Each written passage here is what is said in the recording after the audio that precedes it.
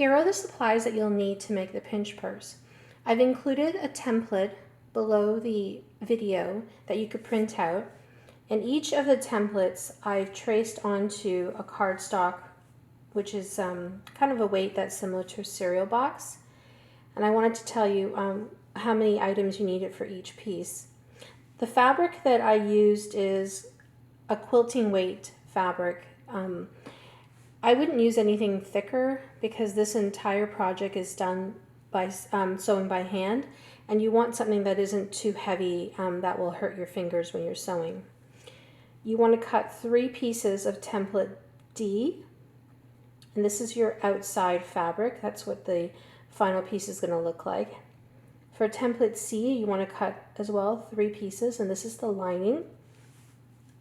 For template B, you're going to cut 3 pieces of the low loft batting, as well as 3 pieces of a lightweight plastic, and I just used like a lid of a yogurt container.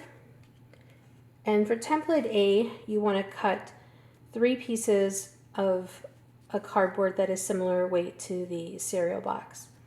You're going to want to use a top stitching thread and then a sewing thread. It doesn't matter which color, whatever coordinates with your fabric. A sewing needle, scissors to cut with, and a smaller pair to cut your threads. I'm going to take the sewing thread and I'm going to not have a knot in the beginning and create a running stitch on the edge. And what I'm doing here is so that the fabric can cinch around the plastic and hold it better before we make it a lot tighter with some other stitching, which I'll show you as soon as we attach everything. And you don't want to tie a knot at the end because you want to pull it like a drawstring. You want to do this running stitch all around the edge.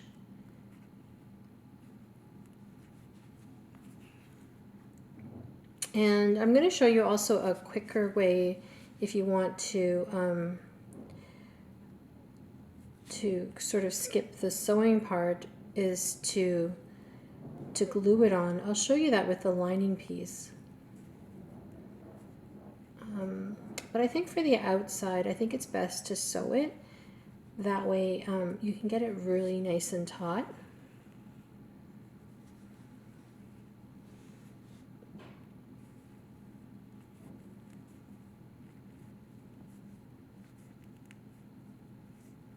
Okay, and you want to end about the same point where you started.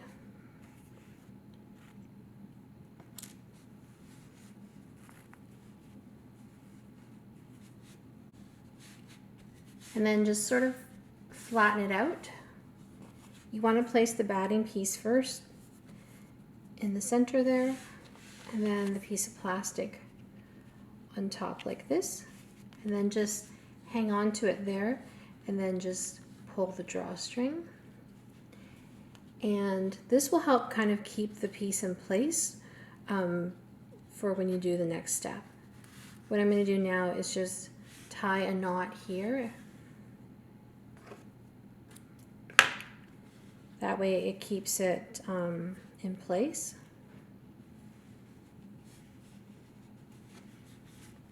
So if you pull it like that, just do a second knot.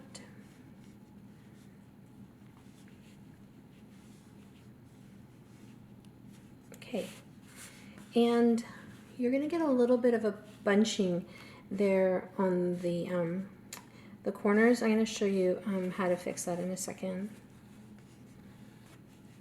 Okay, I'm going to show you what we're going to do in the next step. I have my thread here knotted at the end, and what I usually do is I'll put the thread through, and then I'll do like a little tiny stitch here, and what that's going to do is just prevent it from coming through the knot, because sometimes the knot still comes through.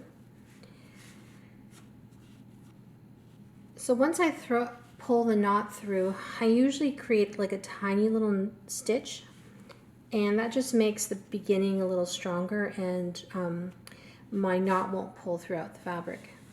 What you're going to do now is you're going to take the needle and you're going to go underneath the other side, and you're going to come back on the other opposite side like this. And what this is going to do is you're going to pull this together. That way it's nice and tight. Right here you can see that it's kind of loose. That's why you want to pull it tighter on the other side. And you're going to continue doing that,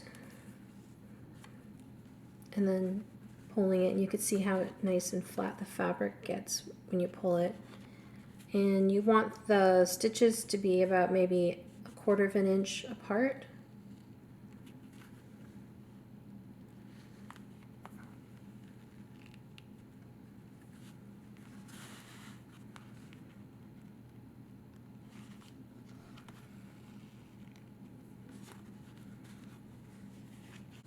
As you pull the thread here, you can see that this gets nice and flat.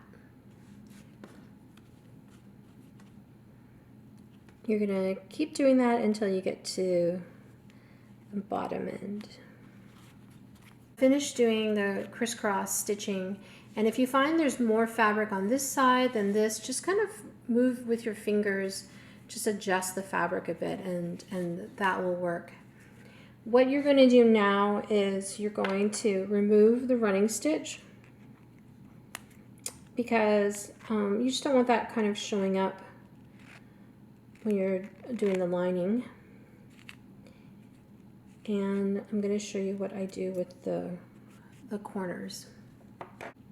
At the corner here, what you can do is cut the fabric where it's sort of sticking out the most, the pointy part, and cut it so that you're just about maybe 1/8 of an inch above the corner of the plastic there. And this will just get rid of some of the bulk that's on there. And then you just want to tuck one side down and then the other side down.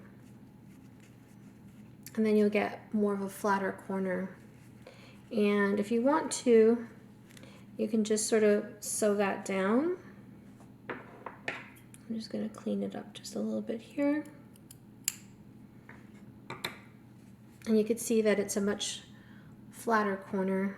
Just stitch down that corner.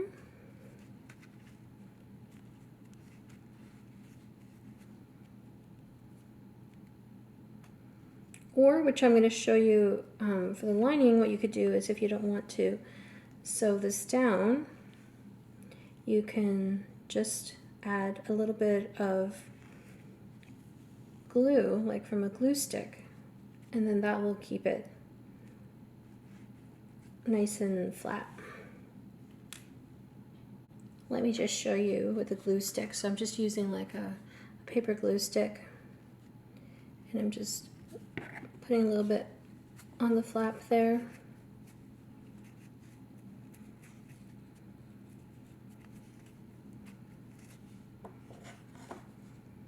And just trim any part that's sticking out.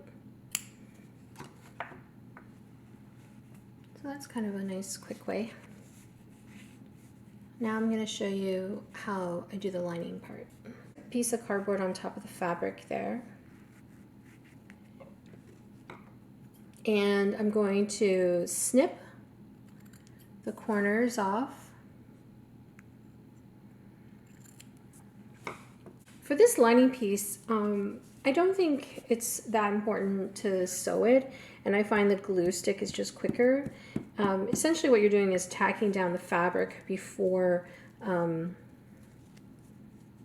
you stitch it, so it just needs to kind of stay on the cardboard, and then once you stitch it, it holds it in place really good. And this fabric isn't very heavy, so it stays down pretty good with the glue.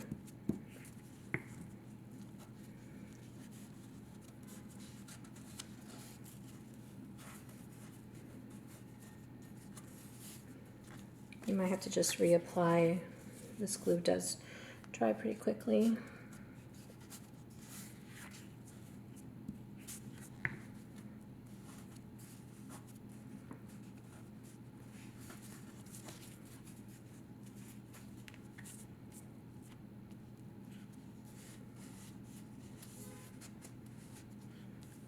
And then just put a bit of glue in the corners there so they stay down.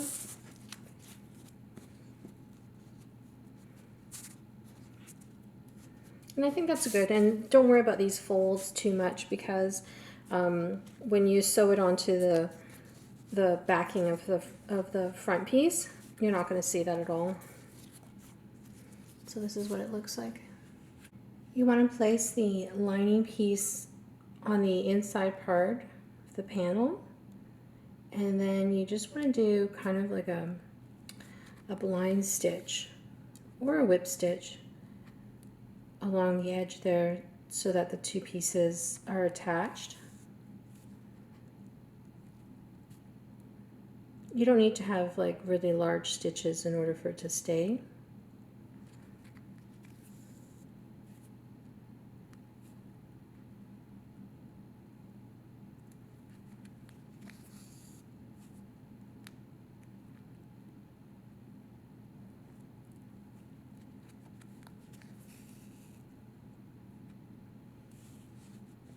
So you're going to stitch all the way around, and you're going to repeat that for all three pieces. So all three panels are completed. Now let's put it together. We're going to start by putting the lining side facing each other, and we're going to do a whip stitch all along this one side. And you can hold it in your hand to stitch, but if you want to, you can get some clips to hold it if you're afraid it's going to move. You want to stitch the edges pretty close to each other, and I'm going to just use a whip stitch. As you're stitching, just make sure you're pulling it nice and tight, like that. And you can get in there pretty good because the batting pushes the fabric up a little bit, so you have a lot of fabric to grip onto.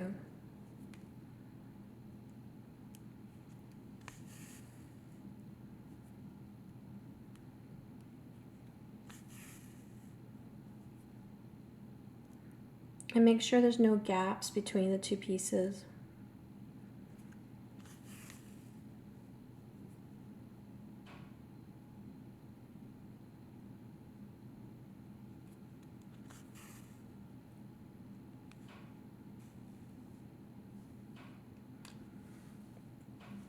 You're going to continue with that stitch all the way to the other end.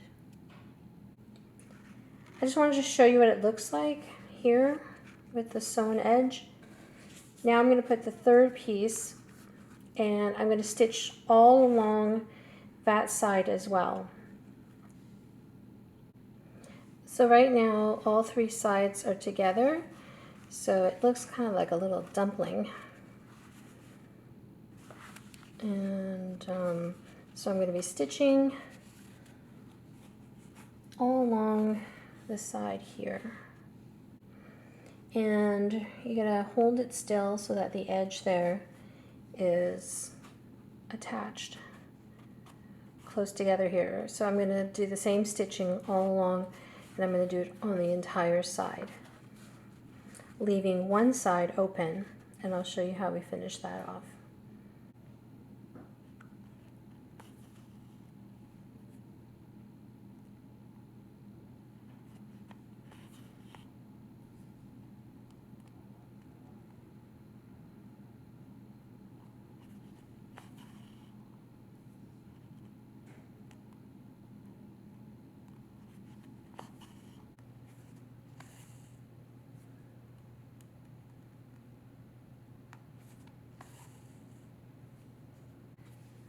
I'm going to start sewing up, and you want to kind of keep the edges pretty flushed.